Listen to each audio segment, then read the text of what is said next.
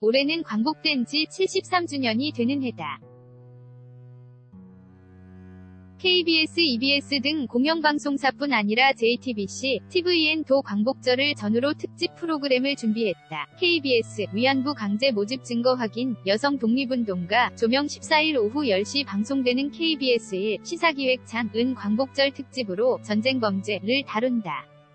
2차 세계대전 당시 남태평양 일대에서 생포된 장교, 사병 등 4명이 전쟁범죄에 관해 집중신문을 받았는데 이 과정이 고스란히 담긴 육성록음 파일 13시간 분량이 발견됐다. 취재진은 1942년부터 3년 동안 일본군 포로 1105명으로부터 만든 783건의 신문보고서를 전수조사한 결과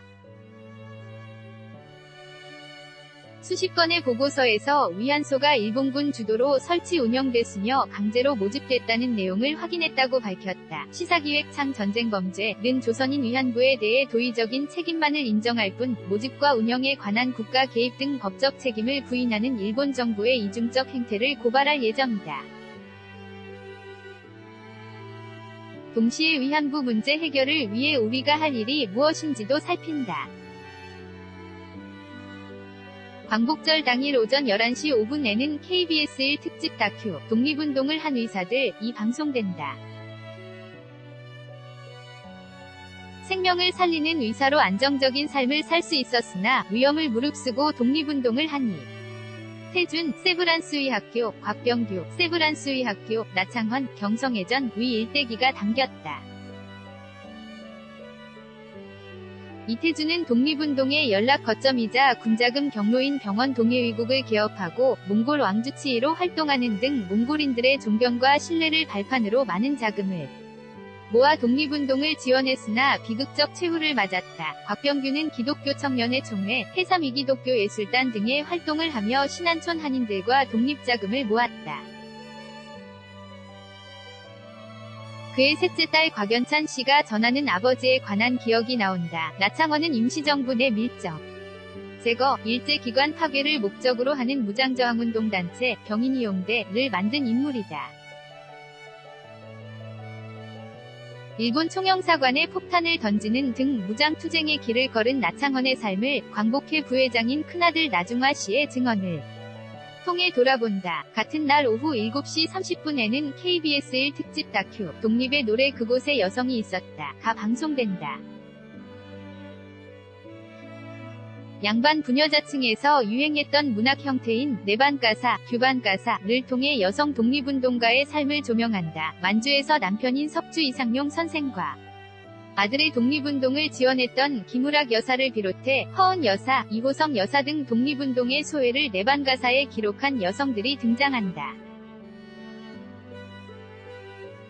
EBS, 조선인 강제연행 문제 파고든 일본 작가 조명, 영화, 동주, 방송 EBS는 광복절 이틀 전인 지난 13일 오후 9시 50분 이미 특집 다큐, 발굴 추적, 어느 삼형제의 선택을 방송한 바 있다. 봉오동 청산리 전투를 승리로 이끌었음에도 그간 잘 알려지지 않았던 최진동, 최은산, 최치흥 삼형제 이야기를 한국 물결표, 중국 물결표, 러시아 물결표, 일본 4개국 취재를 통해 펼쳐냈다. 봉오동 신안촌의 독립군 기지를 국내 방송 사상 최초 공개한 바 있다. 오늘 14일 오후 9시 50분에는 하야시 에이다이의 끝나지 않은 기록을 방송한다. 일본 후쿠오카 지역을 거점으로 조선인 강제연행 문제를 평생 헤쳐온 기록 작가 하야시 에이다이를 주인공으로 한 다큐다.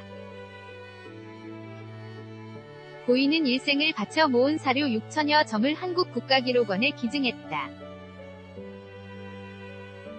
그 사료들의 가치를 살펴본다.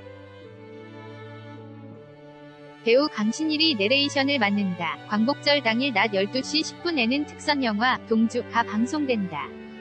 일제강점기 당시 평생을 함께한 친구이자 영원한 라이벌이었던 윤동주, 강하,를 군과 송몽규, 박정민 군의 끝나지 않은 이야기를 담은 작품이다. 같은 날 오후 9시 50분에는 역사의 빛 청년 일부가 방송된다. 다가오는 2019년 대한민국 임시정부 100주년 광주학생운동 90주년 등을 맞아 준비한 대기획으로 청년 애국지사들의 삶을 통해 한국 사회를 돌아볼 예정이다. 김구 선생의 백범일지를 해부하면서 출발하는 일부 프롤로그 하와이의 곡단 윤봉길 위거에 필요한 물통형 도시락형 폭탄 제작에 필요한 자금을 보낸 하와이의 곡단 이야기를 다룬다.